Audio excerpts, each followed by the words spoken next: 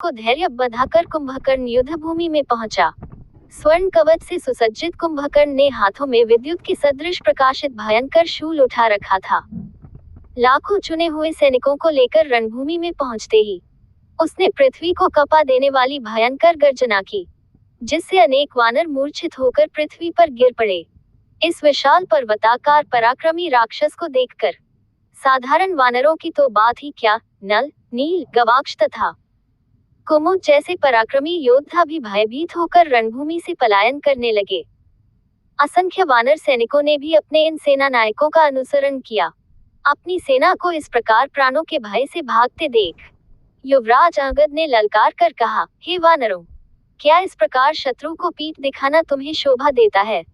तुम जैसे वीरों को भी प्राणों का मोह सताने लगा। धिक्कार है तुम्हें और तुम्हारी वीरता को। जिस कुंभकर्ण को देखकर तुम भाग रहे हो, क्या वह कोई असाधारण योद्धा है? मांस मदिरा का सेवन करके उसका शरीर फूल गया है। वह तो बड़ी सरलता से मारा जाएगा। क्या श्री रामचंद्र जी के तेज के सम्मुख ये ठहर सकता है? आओ, लौटकर युद्ध करो। भागकर संसार में कायरता के भागी मत बनो। अंगद के उत्साह भरे वचन सुनकर वानर सेना पुनः रणभूमि में लौट आई। वे प्राणों का मोह छोड़कर कुंभकर्ण और उसकी सेना पर आक्रमण करने लगे। कुंभकर्ण भी अपनी विशाल गदा के प्रहार से वानर सेना को मार मार कर ढेर लगाने लगा। फिर भी शेष वानर वृक्षों तथा शिलाओं से राक्षस सेना का विनाश करने में जुटे रहे।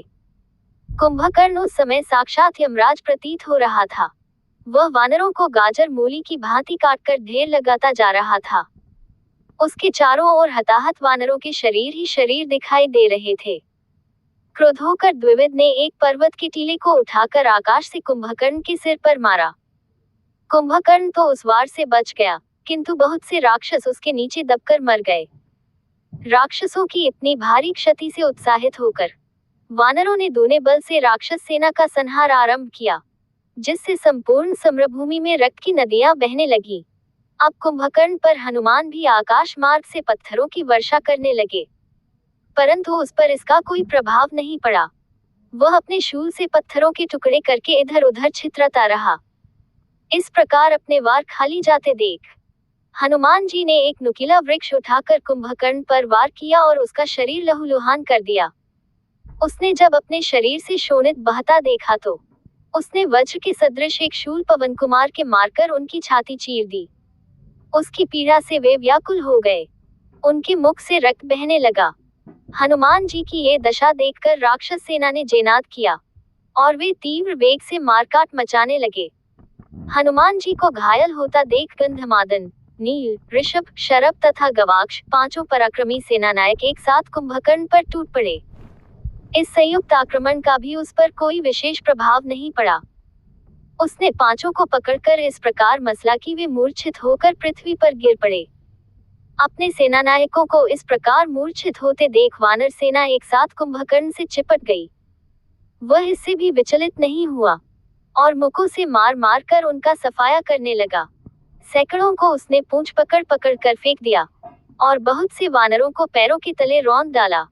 जब उसके सम्मुख हनुमान, अंगद, नील, द्विविद, सुग्रीव जैसे वीर भी न ठहर सके और वानरों का अभूतपूर्व विनाश होने लगा तो सेना में भगदड़ मच गई।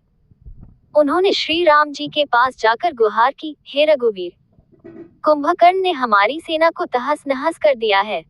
हमारे बड़े बड़े सेनापति घायल हो गए हैं। वह यमराज की भांति हमारी सेना का घोर विनाश कर रहा है। ऐसा प्रतीत होता है कि वह हमारी संपूर्ण सेना को नष्ट कर डालेगा। इसलिए हम आपकी शरण में आए हैं।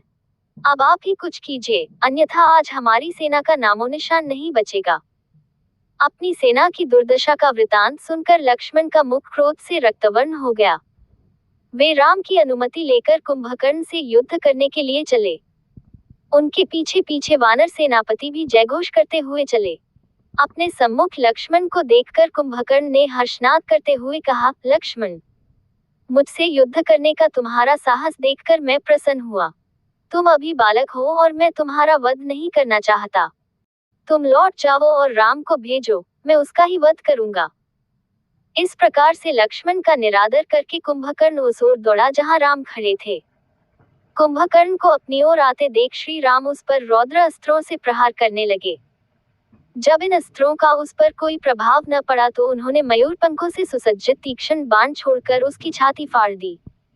इसकी पीड़ा से वह व्याकुल हो गया। उसके हाथों से गदा तथा अन्य अस्त्र छूटकर पृथ्वी पर गिर पड़े। जब श्री राम जी के आगे उसकी एक न चली तो वह खिसिया कर मुक्कों, लातों और थप्पड़ों से वानरों को मारने लगा। इस पर श्री राम ने उसे फिर ललकारा और तीक्ष्ण बाणों से उसके शरीर को छलनी कर दिया। तब कुपित होकर कुंभकर्ण ने पृथ्वी से एक भारी शिला उठाकर श्री राम जी पर फेंकी, जिसे उन्होंने 7 बाण मारकर चूर चूर कर दिया। फिर तीक्ष्ण नोक वाले 3 बाण छोड़कर उसका कवच तोड़ डाला। कवच के टूटते ही वानरों ने फिर उस पर धावा बोल दिया। उनसे घायल होकर वह क्रोध में इतना पागल हो गया कि उसे अपने और पराये का भी ज्ञान न रहा। उसने वानरों और राक्षसों सभी को मारना आरंभ कर दिया। कुंभकर्ण की ये दशा देखकर श्री राम ने उसे फिर ललकार कर कहा, अरे राक्षस, उन सैनिकों से क्या उलझ रहा है? इधर आकर मुझसे युद्ध कर। राम की ललकार सुनते ही कुंभकर्ण सामने आकर बोला, हे राम, बहुत समय से मैं तुम्हारा वध करना चाहता था। आज सौभाग्य से तुम मेरे सम्मुख आए हो। मैं खर, दूषण, विराट का कबंध नहीं हूँ, मैं कुंभकर्ण हूँ। मुझे अपने बल का परिचय दो। कुंभकर्ण की ललकार सुनकर श्री राम जी ने अनेक अग्निबाण एक साथ छोड़े, परंतु उन्हें कुंभकर्ण ने मार्ग में ही नष्ट कर दिया। इस पर उन्होंने वायव्य बाण छोड़कर उसकी एक भुजा काट डाली। भुजा कटने पर क्रोध और पीड़ा से गरजता हुआ भी वह वानरों का संहार करने लगा। इस भीषण मारकाट से भयभीत होकर वानर त्राहिमाम त्राहिमाम कहते हुए श्री राम जी के पीछे जाकर खड़े हो गए। तब श्री राम ने ऐन्द्र नामक बाण से उसकी दूसरी भुजा भी काट डाली। फिर उन्होंने अर्धचंद्राकार बाणों से उसके दोनों पैर काट डाले। इससे वह भयंकर शब्द करता हुआ पृथ्वी पर गिर पड़ा। तब उन्होंने इंद्र द्वारा दिया हुआ सूर्य की किरण की भांति जाज्वल्यमान ब्रह्मदंड नामक बाण छोड़ा, जो कुंडलों से युक्त कुंभकर्ण के मस्तक को काटकर आकाश में ले उड़ा और फिर उसे पृथ्वी पर गिरा दिया। कुंभकर्ण के मरते ही वानर सेना में हर्ष की लहर दौड़ गई। उनके जयनाद ने संपूर्ण लंकापुरी को थर्रा दिया। कुंभकर्ण के मरने के पश्चात राक्षसों ने रावण को जाकर दुखद संवाद सुनाया। कुंभकर्ण की मृत्यु का समाचार सुनकर रावण मूर्छित होकर पृथ्वी पर गिर पड़ा। नरांतक, देवांतक, त्रिशिरा आदि राक्षस भी अपने चाचा की मृत्यु का समाचार सुनकर रोने लगे। जब रावण की मूर्छा भंग हुई तो वह विलाप करके रोने लगा, हाय, आज मैं भाई को खोकर बिल्कुल असहाय हो गया। जिस कुंभकर्ण के नाम से देव दानव तक थर्राते थे, वह वीर आज मनुष्य और वानरों के हाथों मारा गया। तुम्हारे बिना आज ये राज्य मेरे किस काम का? तुमने ठीक ही कहा था कि मैंने विभीषण की बात न मानकर भूल की थी। हाँ कुंभकर्ण, तुम मुझे अकेला क्यों छोड़ गए? बिना भाई के ये जीवन भी कोई जीवन है। मैं तुम्हारे बिना अब किसके भरोसे जीऊंगा? इस प्रकार विलाप करते हुए वह फिर मूर्छित हो गया। जब रावण को फिर सुधि आई तो त्रिशिरा ने उसे धैर्य बंधाते हुए कहा, पिताजी, चाचा जी के मरने का आप इतना शोक क्यों करते हैं? उन्होंने तो शत्रु के छक्के छुड़ाने के पश्चात ही वीर गति प्राप्त की है। अभी आपको निराश होने की क्या आवश्यकता है? आपके पास तो ब्रह्मा की दी हुई शक्ति है। उसी से आप सेना सहित राम का नाश कीजिए। हम सब भी आपके साथ चलेंगे। आप अभी शोकाकुल हैं, विश्राम कीजिए। हमें रणभूमि में जाने की अनुमति दीजिए। त्रिशिरा के इन वचनों को सुनकर रावण को कुछ धैर्य बंधा और उसने अपने पुत्रों को युद्ध में जाने की अनुमति दे दी।